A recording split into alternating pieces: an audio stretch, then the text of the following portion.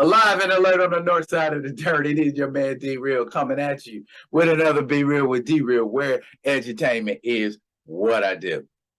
Part 3, final installment. Black Panther versus the Klan and the Dragon Circle, who doesn't want to be seen, but that's the story that we're rocking with up to this point. Last time we left you, T'Challa was burning on a cross. Burning on a cross? Symbolic. Crazy. Let's do the particulars. Comment, like, subscribe, and share the Be Real with D Real page so that when new alerts come out, you get them. If you're digging, if you're diggity digging, what a brother shoveling, put some dirt in my bucket, comment, like, subscribe, and share to the page. Black Panther 21, or Jungle Action 21, should I say. Cross of fire, cross of death. And there we have the Klan trying to burn him up on the cross, like we were saying. This is the third installment in the Klan and the Black Panther conflict. Let's get to it.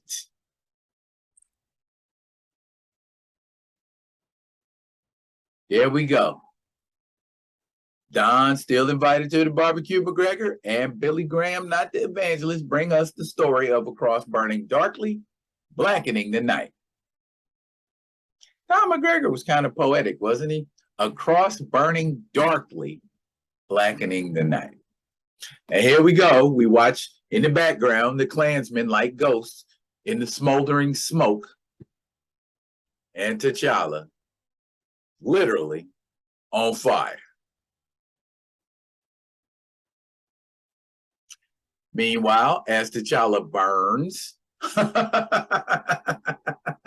we got Monica Lynn and Kevin Trueblood figuring out that the Dragon Circle and the Ku Klux Klan may potentially be working in cahoots.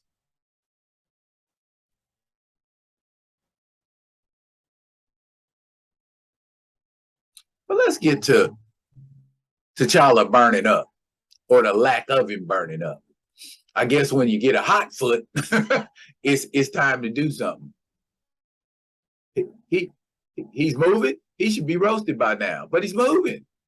The others were right. He's got to be a demon incarnate. Yeah, I guess one would tend to think that.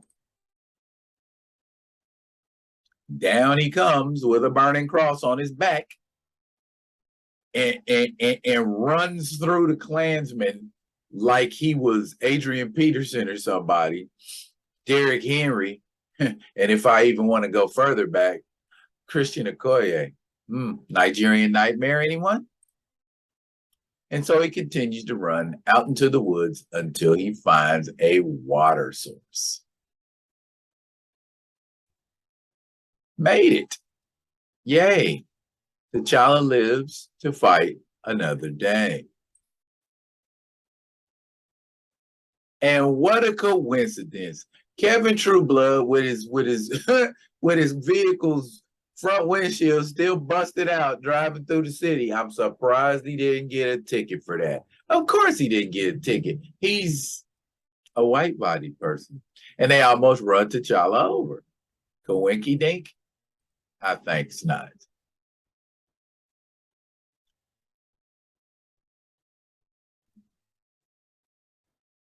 See, if T'Challa was in Wakanda, they could get them burns taken care of a lot faster.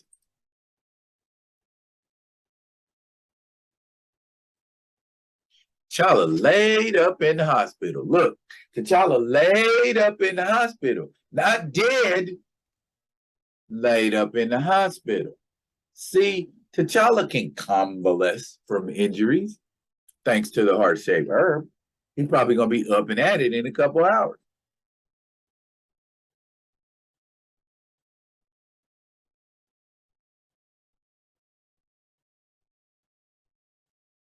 And now things unravel. Angela had a date that night, and you confirmed it. Mr. and Mrs. Lynn said she'd been seeing a lot of Leroy Carter. Leroy's kind of vague about how they said those good nights, but he's real firm about the fact that she didn't like no one about to kill themselves. Anyhow, Leroy said he left her side at 2 in the morning, and it would appear she had him fooled because she never did go inside the house. That's not like a lady without any violence. Instead, she hightailed it back to the office where she worked. Of course, the place was deserted that time of night. Ambrose Ellis, that's the guy that owns the place she works at, was long gone. The drawer in her desk was left open. We figure that's where she got the gun from. It was a small gun, but that close, well, I'm not going to pain you folks with details. We got ourselves a mysterious call, about 3:15, and when we got to the place, it was already open. Ellis had one of them fancy schmancy clocks that flips the time. Clock was stopped at 2:06. A lot of grief came to you folks and Leroy, not to mention other friends.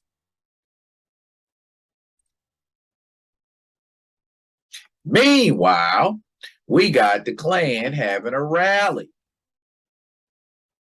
What are they saying? Now that the chaplain's finished our prayer, it is my pleasure to address you, good people, to let you know that your plight in America today is not as helpless as you fear, and to give you the means to fight your fears. You will note that we don't cover our faces this night. We are proud. Do you hear? Proud of what we are. And tonight we give you the opportunity to join our ranks and the chance to conquer those fears. Yeah, it sounds like typical Klan rhetoric, huh? Yep, people are eating it up, Kevin. They always eat it up. There's always going to be somewhere somebody is eating something somebody is putting out. The child like, F it, I'ma just roll up on them. What? Y'all tried to burn me up, bruh. But they don't want to talk about that, yeah.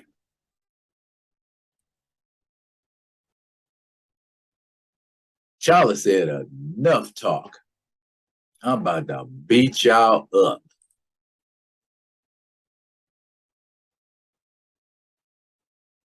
And he said it's gonna end, all right, but it ain't gonna end the way y'all think it's gonna end.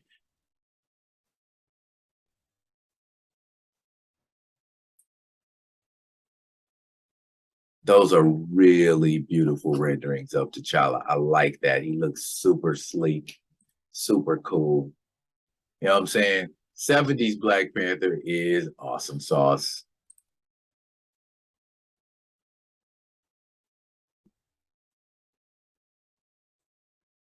That's it. You get off of there doing foolishness. I'm in charge now. Is somebody drawing down on T'Challa? Oh, look at Mr. Lin. Mr. Lin hit him with the gambit attack. Oh, good old Lloyd Lin there. Handle your business, bruh. Later on, Lloyd infiltrates the Dragon Circle in the Marvel Premiere storyline. So, you know, Monica Lin's daddy ain't no punk.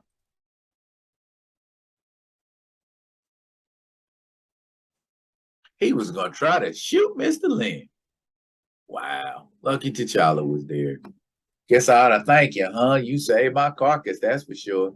Not before you risk your life to save mine. I figure you don't think much of me. I think a great deal of you, Mr. Lin.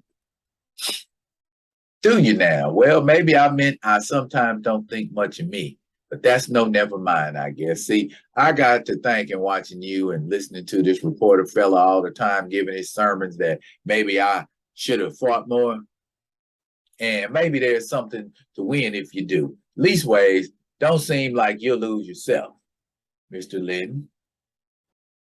You're beginning to make Kevin and I appear ineloquent. See, You see what T'Challa just did during that exchange? That man spoke and said and dropped some jewels of wisdom. And rather than come over the top of him and try to drop an even better jewel of wisdom, which I'm pretty sure T'Challa could have, he simply said, man, what you saying is making me and True Blood sound dumb.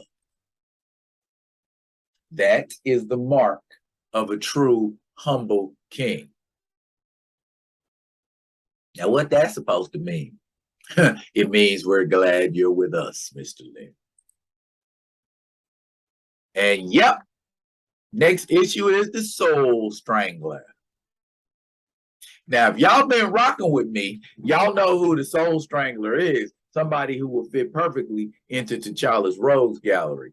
I would think the Ku Klux Klan would have continuing beef with T'Challa after getting done like that. I mean, wouldn't y'all think that too? The Klan doesn't strike me as a group of people who sit down and take it on the chin.